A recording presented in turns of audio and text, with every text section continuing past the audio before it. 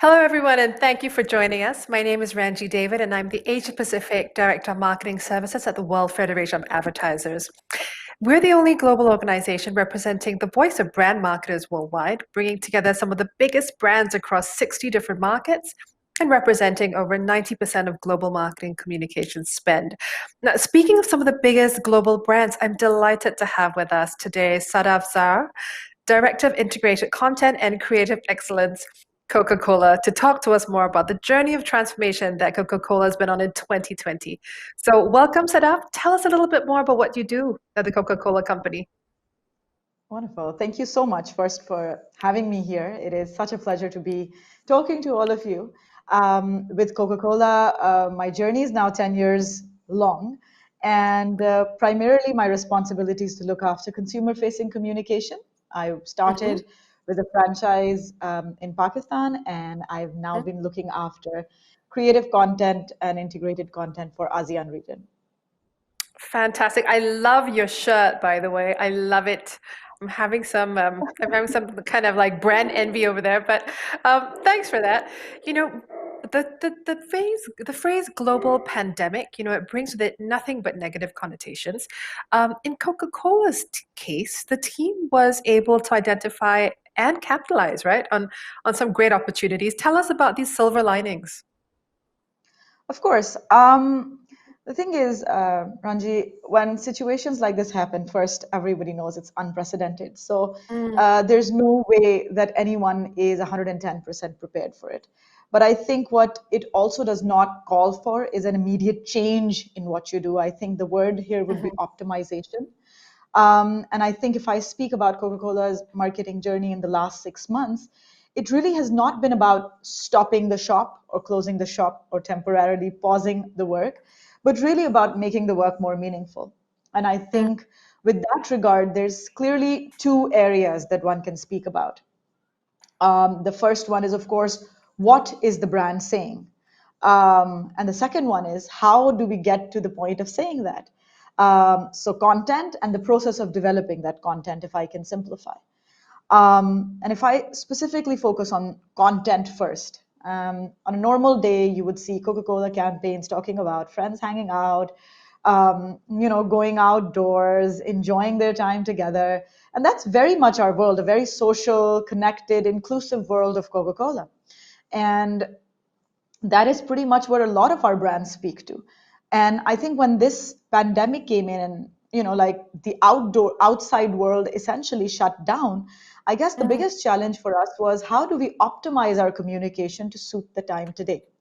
And I think it's times like this that makes Coca-Cola a relevant youth brand, because I think historically the brand love has not just existed because it's so relatable in the situations that it shows, but the brand has also always consciously had a point of view. And it's not one of those brands that kind of exists outside of the cultural sphere. It's very embedded in the cultural reality of the young people at that point in time. And that's how historically it's been. So when the pandemic hit, instead of stopping all advertising, I guess the challenge was, how do we optimize to make the communication relevant to what Mhm. people are going through, what they're thinking.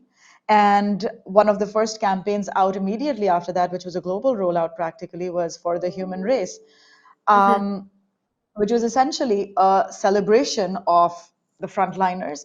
And the thing is that it's very dear to our heart, because obviously uh, it is something that needs to be celebrated, that needs to be lauded for sure. But within our system, Mhm. we don't realize there are frontliners sitting everywhere. There's supply chain distributors, people working in the operations, and they, Yep. in their own unique way, are frontliners. And we just felt that it was important to speak about that. And I think that that was the first thing that we did. The second, obviously, immediately after that, the campaigns that followed were really about how the moments, the situation has changed, but the feeling hasn't changed. So the campaign that we rolled out here in ASEAN immediately after that was really celebrating all that was happening at home. Um, and like our brand still had a very relevant place in all those occasions, because everything was still, the homeschooling was still happening, it was homeschooling, Yep. people were still meeting, but it was more digital. And it was important that we Mhm. immediately adapted to that reality. And I guess that's where agility comes in. Hmm. And we have some values that we speak about at Coke, which is, being dynamic, being agile, being brave, going in for version 1.0, 2.0. So I think the one thing that we did not have was the luxury of time. And we did Okay. not have the luxury of planning because nobody really knew how things were going to pan out. So it was Hmm. important that we brought these values to the forefront. And which is why often when I'm asked how Coke changed their Hmm. advertising approach, I don't think we changed. I think we just, fast forwarded it to where we were hoping that we would land up anyway. I think this was just the right catalyst that required us to start thinking, and it forced us to develop things in that way. Um, and if I get into the development discussion, of course, Yep. there is just generally the process with which you evolve this. And Hmm. normally in the marketing world, there's just so much specialization now. I mean, the specialist agency partners that we work with, the different media touch points, etc., that inevitably a normal campaign time, if you're rolling at scale, is like a Hmm. good 4 or 5 months. Now, Right. sitting when you don't know what's going to happen, Yep. understanding that those timelines have changed from say 6 months to 2 months or a month and a half, it obviously requires you to immediately optimize how you do things. So Mm. I guess from that perspective, the first order of the day, so to speak, was that we organized our agency partners to kind of respond to that agility ask that we had. And normally, say, a typical traditional development process would be, you'd kind of take a brief out, you go to your lead creative, then eventually that idea Yep. gets cascaded from one agency to the other, and Hmm. you create specialist work streams. But I think from that perspective, it was awesome because we would literally get everyone in the room together, and we no longer had the luxury to do one thing after the other. And I don't think that while that's this extreme or that extreme is sustainable, I think what Hmm. that enabled us to do is obviously kind of pull up our agency partners, help work with them, because it wasn't really a case of just working with one or the other. Every touch point had to be optimized Right. according to this new normal that we were talking about. um, so from that perspective, just getting everyone in the room together, ensuring that the brief Hmm. went out to everyone together, Hmm. everyone worked in their special areas, and how it came together. I think the approach that I can now call it is something what we're referring to as connections first approach. So it's not Hmm. necessarily I've made a content piece and now I need to broadcast it everywhere. It's this is my media mix. This is how consumers are responding to this media mix. And Yep. therefore, I require content like this, and this. So the Hmm. content is now sort of responding to the needs of the touch points and how the consumers are interacting with that touch point, as opposed to saying, I have this awesome piece of content, let's plaster it on all the media that's available to me. Um, so, like I said, I mean, I don't think Hmm. any of it was a shift in how we do things, but that speed of change uh, just just kind of helped come to that sort of destination sooner than we had originally anticipated. And Hmm. that's, I guess, really what was the journey in the past 6 months, really, for us. Oh, fantastic. I mean, trust Coca-Cola, to kind of see the opportunity and really like literally walk the talk, right? Be brave, like you're talking about, be agile. Um, when we were chatting, you had this great phrase, and I love it. And I've been quoting it since. The brand takes you through times that SKUs don't. And the first thing you talked about was the power of the brand. Um, tell us how that's been an anchor for you guys as you've gone through this, what some people might feel unsettling transformation and unsettling times. Of course. I think from a communication perspective, from a brand perspective, the consumers don't gauge it in what the small bottle is, what the big bottle is. They want a Hmm. Coke at the end of the day, and obviously the SKUs just serve that eventually. And on a normal day, why we would say, this is the immediate consumption packs and those are the future consumption packs. I think at Hmm. times like this, one has to put that hardcore sort of commercial filter to the side and really say, what is my brand going to stand for right now? And if the consumers Mm. resonate with that, they will have enough goodwill for you to find you in whatever form serves their purpose. You need to make sure that obviously those SKUs are available in the right place, and that's critical. But that's not going to be the reason why people buy you. They're going to buy you because what you're saying makes sense to them. They understand that. They agree with it, and they feel like you're a brand that they can appreciate. And that's really the reason at the end of the day businesses will continue to stay afloat, right? So not Mm-hmm. downplaying the importance of, I guess, availability, distribution, etc., but at the For same sure. time the consumer motivation changes. They do want to be refreshed, but they want to be refreshed by a brand who gets them or who understands what they're going through at that point in time. So it's very interesting because at that point, brands that have a clearly defined purpose usually have it easier to get through to the consumers because they're saying, listen, I get that. I get what you're going through right now.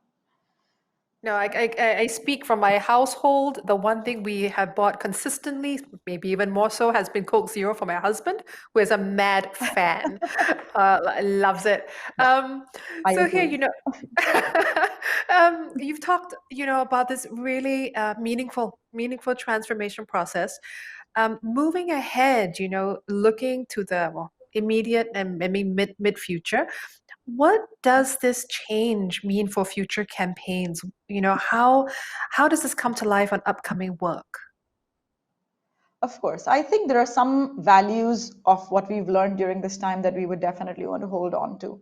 For Mm-hmm. example, for me, the biggest learning was how we go connections first, right? Because obviously, Yep. speaking as somebody whose core deliverable is creating content, I think the content discussion is so much more meaningful and so much more better filtered if the starting point is connections. And I think that's something Mm. as a company we were sort of moving towards anyway. I think this Yep. change is definitely something that we've held very, very dear and we definitely hold on to. So I see that in itself is the fundamental change, the way you approach campaigns and the way you sort of do this. The second thing, of course, is I think more than ever, the purpose discussion again has come to the forefront. And I think that's something that one would be conscious of going forward also because it's that with you can't suddenly create a purpose when tough times hit. Mm. You have to Yep. constantly have it and just amplify it or sharpen it during the times that it's important to speak about it, but you can't just suddenly create it out of necessity. So I think generally speaking brands will need to stand be more vocal about what they stand for in general. Mm-hmm. Mm-hmm. um, the kind of values that they hold, the kind of perspectives they have. And I think that's no longer a luxury. It's not like you do that one point of view campaign a year and the rest of the year you spend selling. So I Absolutely. think that generally is a great learning. And then, of course, I think Mm-hmm. the way that our partner agencies have responded to this change has been phenomenal. I mean, in terms of how they've immediately responded and gone as horizontal as we wanted to, the kind of collaboration that came between different working agencies, specialist agencies. I think that was personally for me a phenomenal learning, and one would love to hold on to that power because I see that power sort of come to life, that learning, that understanding come to life when you get everyone in that room to kick things off, as opposed to say, Yep. like a midway checkpoint. And I think those three things, Mm-hmm. having a purpose, sort of being more Yep. agile, more bold, I think we're going to end up holding on to these. Well, that sounds like a really good way forward. And we always think it says so much about the brand partner when you talk about putting the agencies first. Random question. I know the good Jasper Donna has asked us to ask this of everyone we speak to. What's Uh-huh. the one thing you've been doing post-COVID that you've not done before? For me, and I just talked about it, I'm hanging out with my dog more. We actually have a relationship now, as opposed to him, not even caring if I existed, because I was on planes. So I have become a dog person. Uh, what about you? Well, I think we were just talking about it sooner, but I've had so much time to spend with my kids. I think they now Oh, know that they have a full-time mother. So that's I think as a beautiful. working mom, that is awesome because more than me getting used to them, they had to get used to me being around so much. So that's been a great adjustment for us.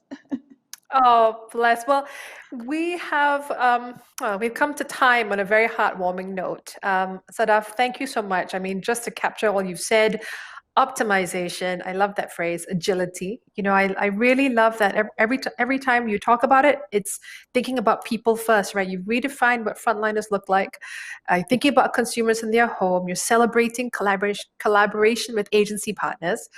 Um, Connections first, content response to that, and let the brand have a strong point of view to anchor you in everything you do. Yeah, So, that's awesome. That is a super uh, summary. Okay, I talk mean, to it's you. not hard to bring great thought together.